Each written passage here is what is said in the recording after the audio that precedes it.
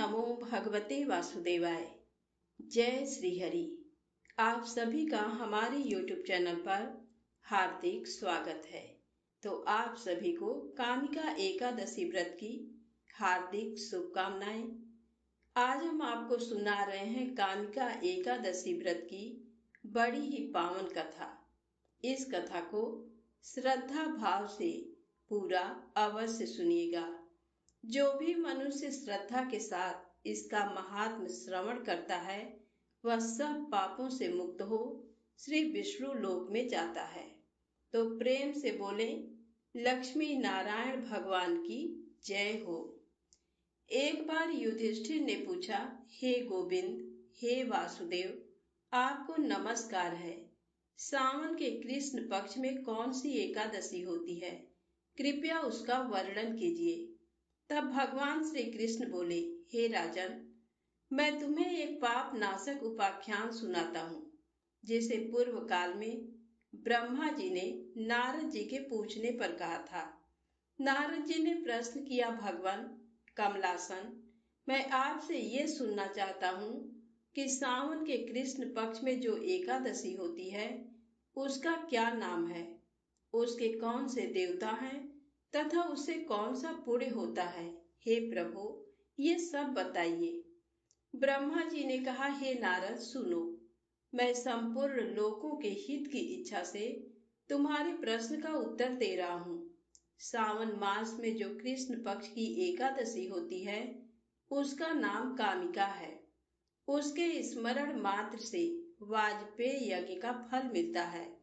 उस दिन श्रीधर, हरि, विष्णु, माधव और मधुसूदन आदि नामों से भगवान का पूजन करना चाहिए। भगवान श्री कृष्ण के पूजन से जो फल मिलता है वह गंगा, काशी, नैमिषारण्य तथा पुष्कर क्षेत्र में भी सुलभ नहीं है।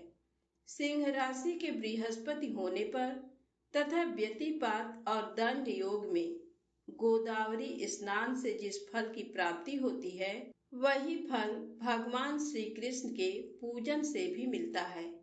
जो समुद्र और वन सहित समूची पृथ्वी का दान करता है तथा जो कामिका एकादशी का व्रत करता है वे दोनों समान फल के भागी माने गए हैं।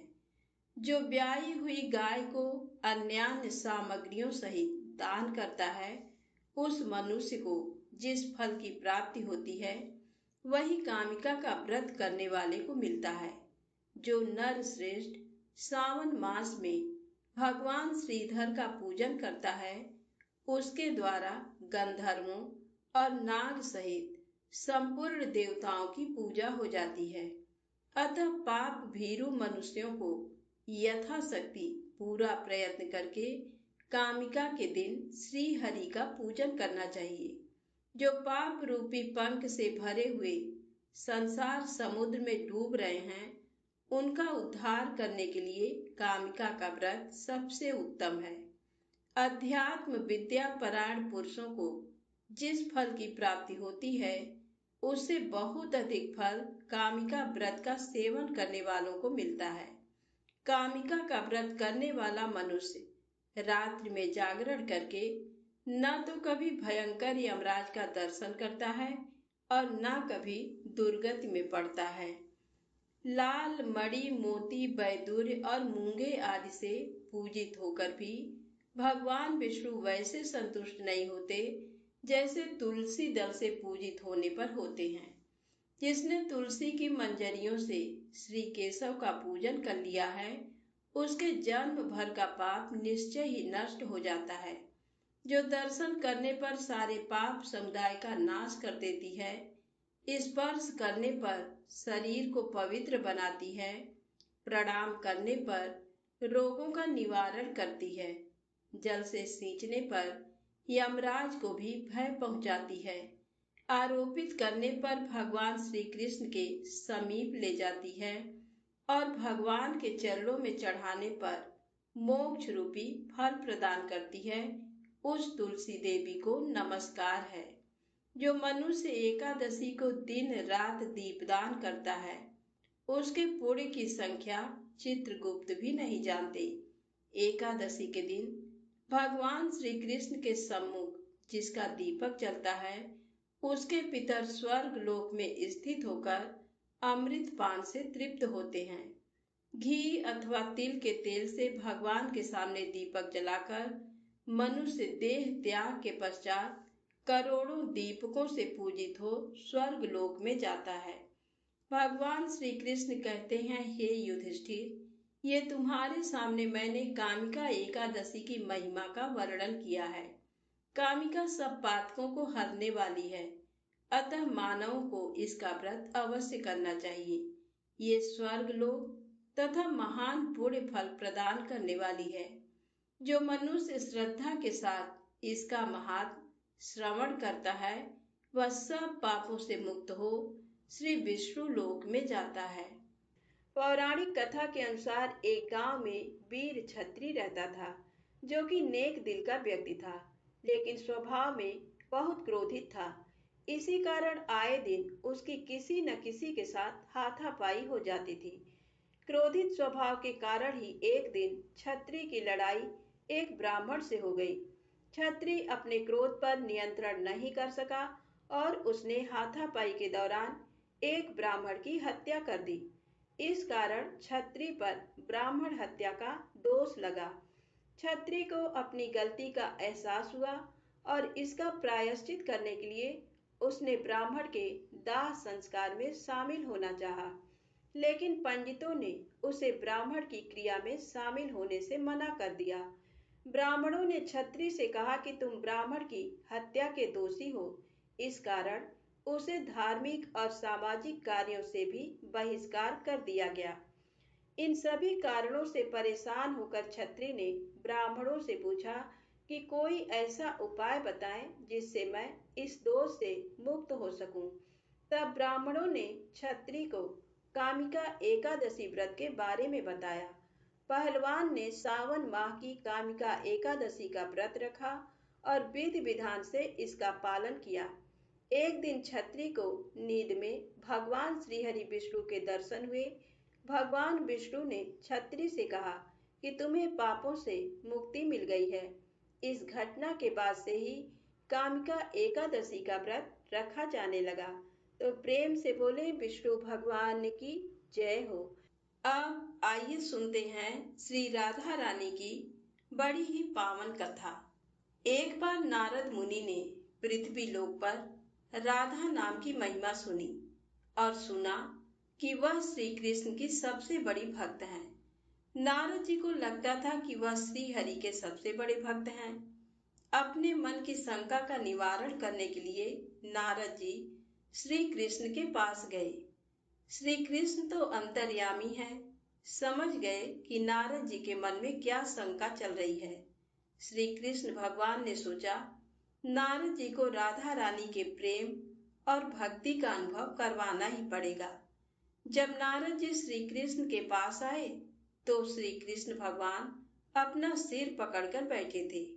नारद जी ने श्री कृष्ण से पूछा कि प्रभु, आपको क्या हुआ है। श्री कृष्ण कहने लगे कि नारद जी, मेरे सर में बहुत दर्द है। नारद जी ने पूछा कि प्रभु, आपके इस दर्द का निवारण कैसे होगा। श्री कृष्ण ने कहा कि अगर कोई मेरा सच्चा भक्त अपने चरणों को धोकर उसका चरणामृत मुझे पिलाए तो मेरा सिर दर्द ठीक हो जाएगा।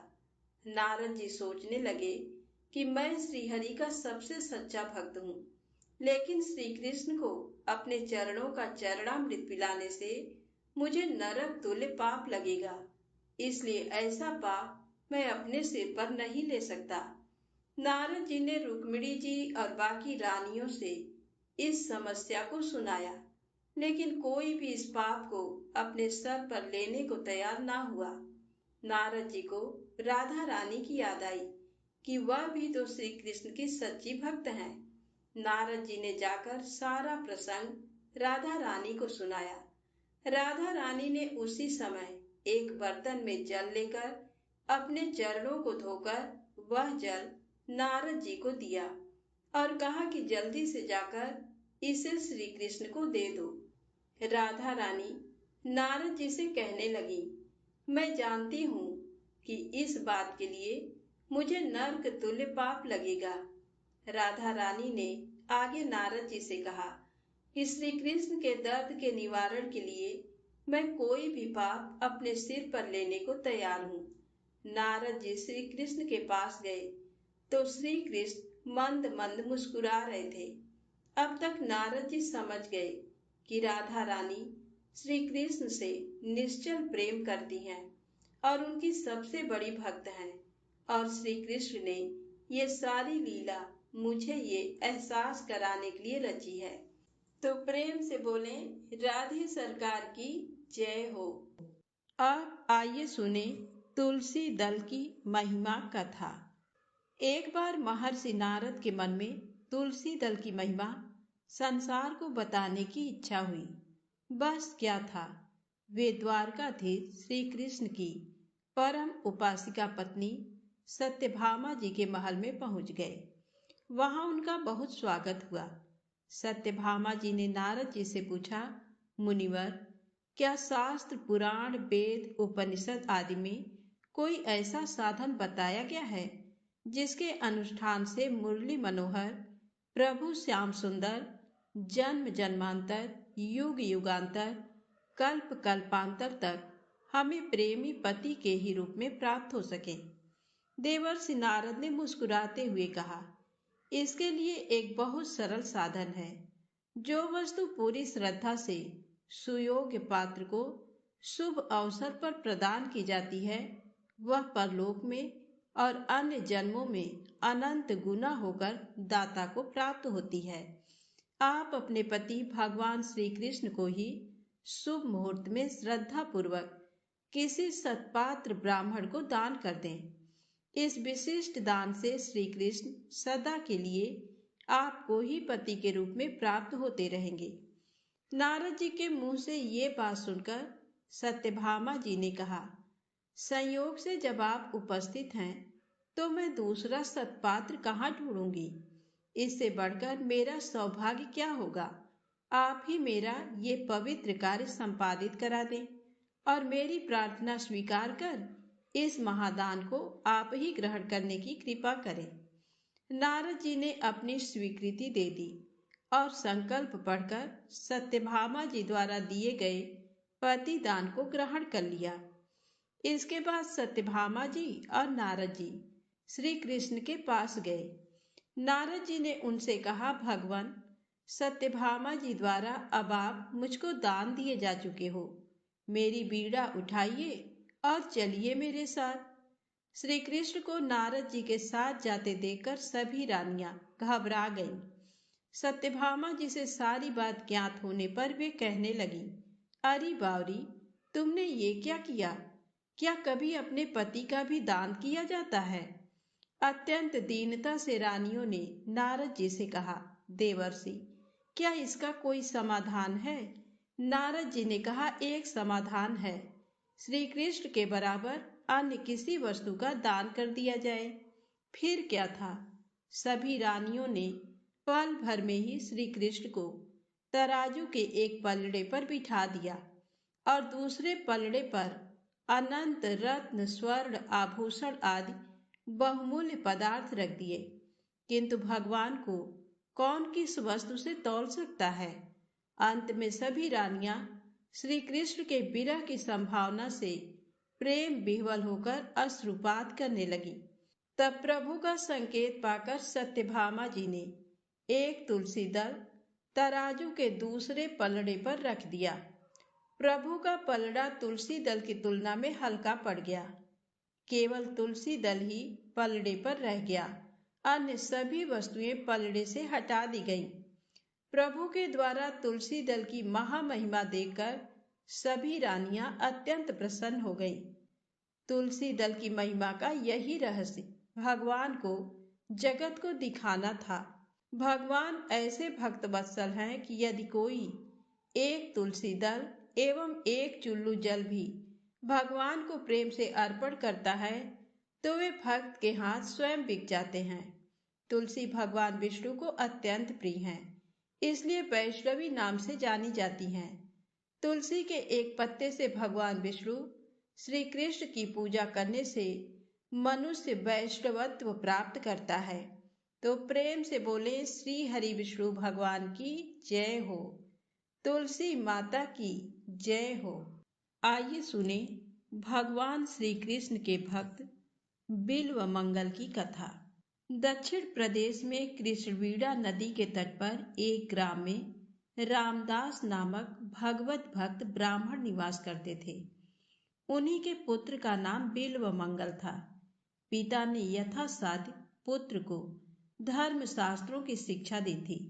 बिल्व मंगल पिता की शिक्षा तथा उनके भक्ति भाव के प्रभाव से बाल्यकाल में ही अति शांत, शिष्ट और श्रद्धावान हो गए थे। दैव योग से पिता माता के देहावसान होने पर जब घर की संपत्ति पर बिल्व मंगल का अधिकार हुआ, तभी से उनके साथ कुसंगी मित्र जुटने लगे। कुसंगी मित्रों की संगति से बिल्व मंगल के अंतःकरण में अनेक दोषों ने अपना घर कर लिया। एक दिन गांव में कहीं चिंतामणि नाम की एक वेश्या का नाच था। शौकीनों के दल नाच में जा रहे थे। बिल्व मंगल भी अपने मित्रों के साथ वहां जा पहुंचे। वेश्या को देखते ही बिल्व मंगल का मन चंचल हो उठा। विवेक शून्य बुद्धि ने सहारा दिया। बिल्व मंगल डूबे और उन्होंने हाड़ मांस भरे चाम के कल्पित रूप पर अपना सर्वस्व न्यौछावर कर दिया। तन मन धन कुल मान मर्यादा और धर्म सबको उत्सर्ग कर दिया। ब्राह्मण कुमार का पूरा पतन हुआ। सोते जागते उठते बैठते और खाते पीते सब समय बिल्व मंगल के चिंतन की वस्तु केवल एक चिंता ही रह गई। बिल्व मंगल के पिता का श्राद्ध है, इसलिए आज वह नदी के उस पार चिंतामणि के घर नहीं जा सकते। श्राद्ध की तैयारी हो रही है। विद्वान कुलपुरोहित बिल्व मंगल से श्राद्ध के मंत्रों की आवृत्ति करवा रहे हैं, परंतु उनका मन चिंतामणि की चिंता में निमग्न है। उन्हें कुछ भी अच्छा नहीं लगता। किसी प्रकार श्राद्ध समाप्त कर जैसे तैसे ब्राह्मणों को झटपट भोजन करवाकर बिल्व मंगल चिंतामणि के घर जाने को तैयार हुए। संध्या हो चुकी थी। लोगों ने समझाया कि भाई, आज तुम्हारे पिता का श्राद्ध है, वेश्या के घर नहीं जाना चाहिए, परंतु कौन सुनता था। उनका हृदय तो कभी का धर्म कर्म से शून्य हो चुका था।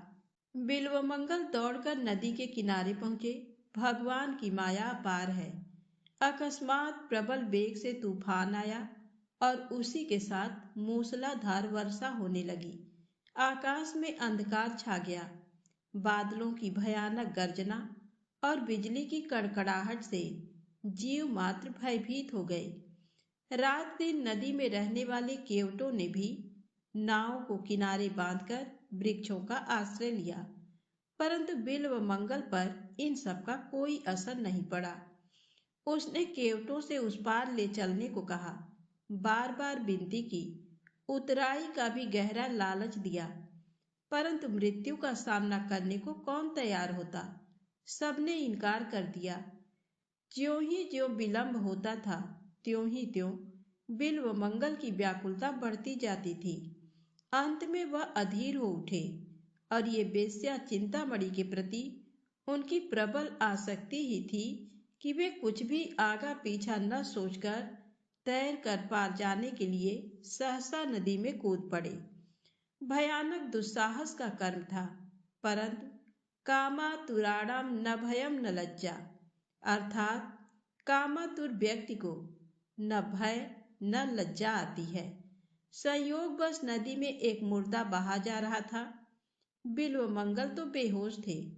उन्होंने उसे काट समझा और उसी के सहारे नदी के उस पार चले गए। उन्हें कपड़ों की सुध नहीं है, बिल्कुल दिगंबर हो गए हैं। चारों ओर अंधकार छाया हुआ है। बनैले पशु भयानक शब्द कर रहे हैं। कहीं मनुष्य की गंध भी नहीं आती, परंतु बिल्व मंगल उन्मत्त की भांति अपनी धुन में चले जा रहे हैं। कुछ ही दूर पर चिंतामणि का घर था। श्राद्ध के कारण आज बिल्व मंगल के आने की बात नहीं थी, अतः चिंतामणि घर के सब दरवाजों को बंद करके निश्चिंत होकर सो चुकी थी। बिल्वमंगल ने बाहर से बहुत पुकारा, परंतु तूफान के कारण अंदर कुछ भी सुनाई नहीं पड़ा। बिल्वमंगल ने इधर उधर ताकते हुए बादलों में कड़कती हुई बिजली के प्रकाश में दीवार पर एक रस्सा सा लटकता देखा। तुरंत उन्होंने उस रस्से को पकड़ा और उसी के सहारे दीवार फांदकर बेश्या चिंतामणि के घर में प्रवेश कर गए। चिंतामणि को जगाया। वह तो बिल्वमंगल को देखते ही स्तंभित सी रह गई। नंगा बदन, सारा शरीर पानी से भीगा हुआ, भयानक दुर्गंध आ रही है। उसने कहा, तुम इस भयावनी रात में नदी पार करके बंद घर में कैसे आए? बिल्वमंगल ने काठ पर चढ़कर नदी पार होने और रस्से की सहायता से दीवार पर चढ़ने की कथा सुनाई। वृष्टि थम चुकी थी। चिंतामणि दीपक हाथ में लेकर बाहर आई। देखती है तो दीवार पर एक भयानक काला नाग लटक रहा है और नदी के तीर सड़ा हुआ मुर्दा पड़ा है। बिल्वमंगल ने भी देखा और देखते ही कांप उठे। चिंतामणि ने उनकी बड़ी भर्त्सना करके कहा, तू ब्राह्मण है?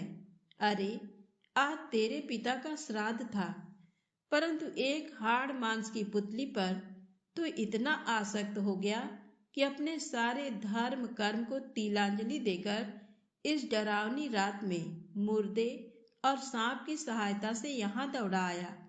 तू आज जिसे परम सुंदर समझकर इस तरह पागल हो रहा है, उसका भी एक दिन तो वही परिणाम होने वाला है जो तेरी आंखों के सामने इस सड़े मुर्दे का है। धिक्कार है तेरी इस नीच वृत्ति को। अरे, यदि तू इसी प्रकार उस मनमोहन श्याम सुंदर पर आसक्त होता, यदि उससे मिलने के लिए यूं छटपटाकर दौड़ता, तो अब तक उसको पाकर तू अवश्य ही कृतार्थ हो चुका होता। बेश्या की बाड़ी ने बड़ा काम किया। बिल्वमंगल चुप होकर सोचने लगे। बाल्यकाल की स्मृति उसके मन में जाग उठी। पिताजी की भक्ति और उनकी धर्म प्राणता के दृश्य उनकी आंखों के सामने मूर्तिमान होकर नाचने लगे। बिल्वमंगल की हृदय तंत्री नवीन सुरों से बज उठी। भगवत प्रेम का समुद्र उमड़ पड़ा और उनकी आंखों से अश्रुओं की धाराएं बहने लगी। बिल्वमंगल ने चिंतामणि के चरण पकड़ लिए और कहा, माता, तूने आज मुझको दिव्य दृष्टि देकर कृतार्थ कर दिया। मन ही मन चिंतामणि को गुरु मानकर प्रणाम किया और उसी क्षण चिंतामणि के घर से निकल पड़े। मनमोहन श्याम सुंदर की प्रेममयी मनोहर मूर्ति का दर्शन करने के लिए बिल्वमंगल पागल की तरह जगह जगह भटकने लगे। कई दिनों के बाद एक दिन अकस्मात उन्हें रास्ते में एक परम रूपवती युवती दिख पड़ी। पूर्व संस्कार अभी सर्वथा नहीं मिटे थे। युवती का सुंदर रूप देखते ही नेत्र चंचल हो उठे और नेत्रों के साथ ही मन भी खिंचा। बिल्वमंगल को फिर मोह हुआ। भगवान को भूलकर वह पुनः पतंग बनकर विषयाग्नि की ओर दौड़े। बिल्वमंगल युवती के पीछे पीछे उसके मकान तक गए। युवती अपने घर के अंदर चली गई। बिल्वमंगल उदास होकर घर के दरवाजे पर बैठ गए। घर के मालिक ने बाहर आकर देखा कि मलिन मुख अतिथि ब्राह्मण बाहर बैठा है। उसने कारण पूछा।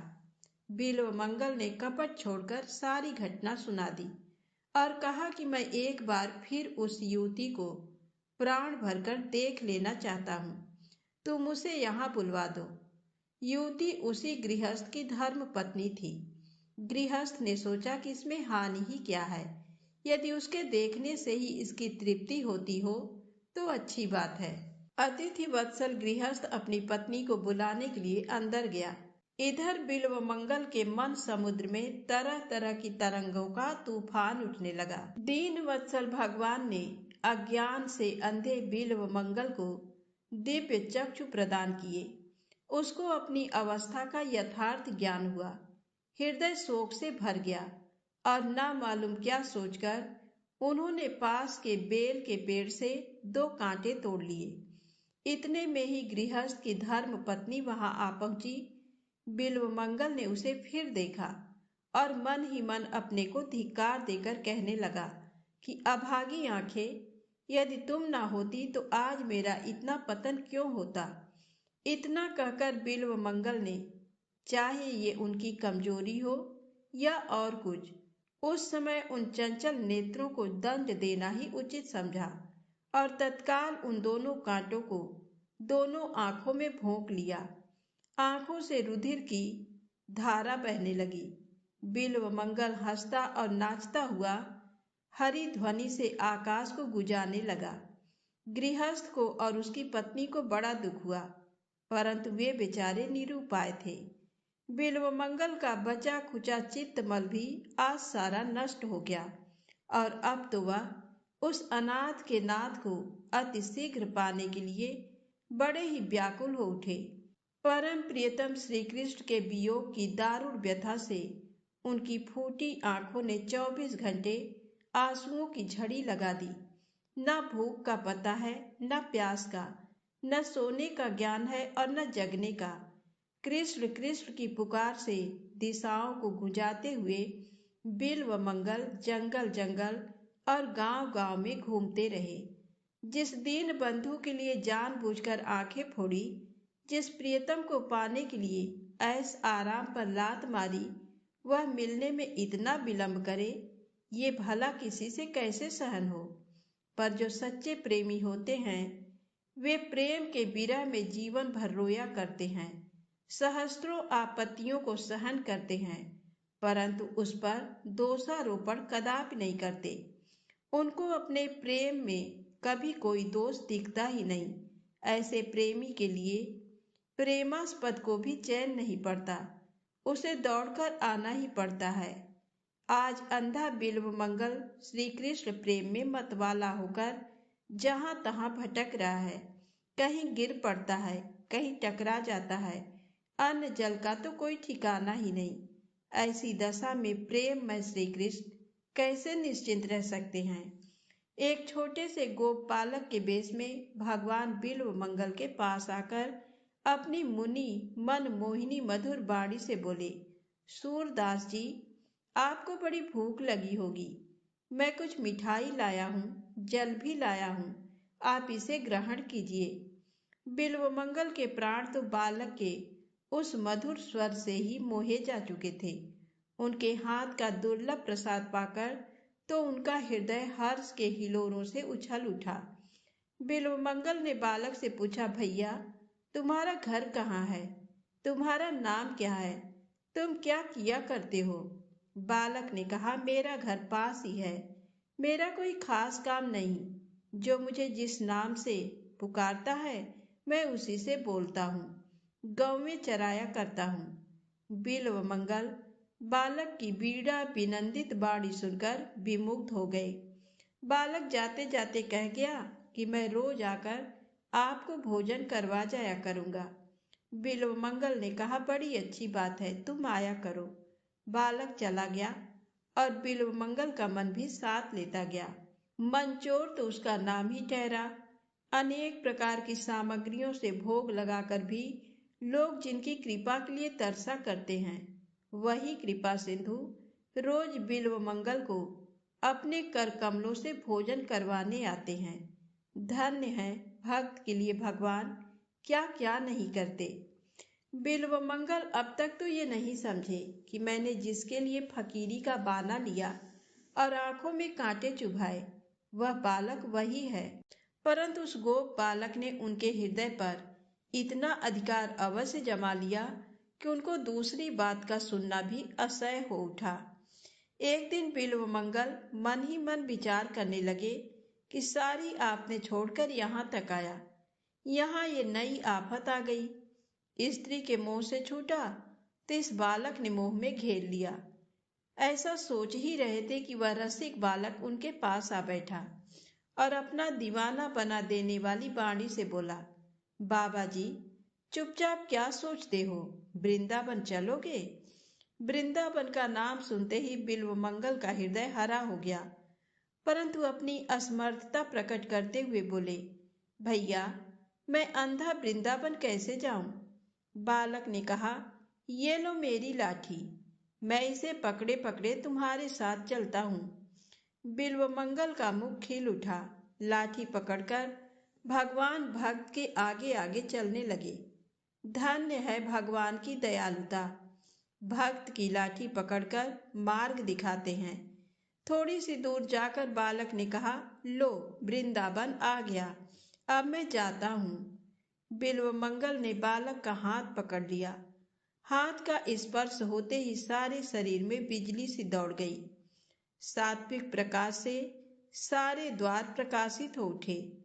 बिल्वमंगल ने दिव्य दृष्टि पाई और देखा कि बालक के रूप में साक्षात मेरे श्याम सुंदर ही हैं। बिल्वमंगल का शरीर रोमांचित हो गया। आंखों में प्रेमाश्रुओं की अनवरत धारा बहने लगी। भगवान का हाथ और भी जोर से पकड़ लिया और कहा, अब पहचान लिया है, बहुत दिनों के बाद पकड़ सका हूँ प्रभु, अब नहीं छोड़ने का। भगवान ने कहा, छोड़ते हो कि नहीं? बिल्वमंगल ने कहा, नहीं, कभी नहीं, त्रिकाल में भी नहीं। भगवान ने जोर से झटका देकर हाथ छुड़ा लिया। भला जिनके बल से बलान्वित होकर माया ने सारे जगत को पददलित कर रखा है, उसके बल के सामने बेचारा अंधा क्या कर सकता था?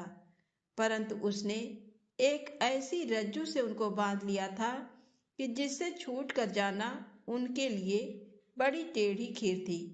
हाथ छुड़ाते ही बिल्वमंगल ने कहा, जाते हो पर स्मरण रखो, हाथ छुड़ाए जात हो निबल जान के मोय, हृदय ते जब जाओगे सबल बदाऊंगो तोय।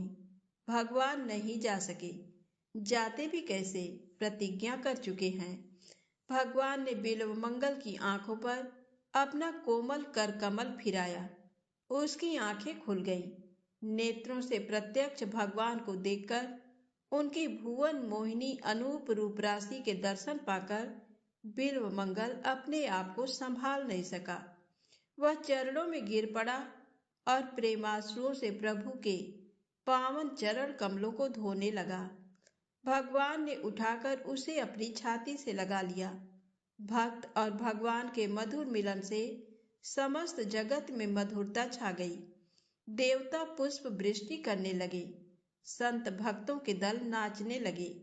हरि नाम की पवित्र ध्वनि से आकाश परिपूर्ण हो गया। भक्त और भगवान दोनों धन्य हुए। बेश्या चिंतामणि, गृहस्थ और उनकी पत्नी भी वहां आ गईं।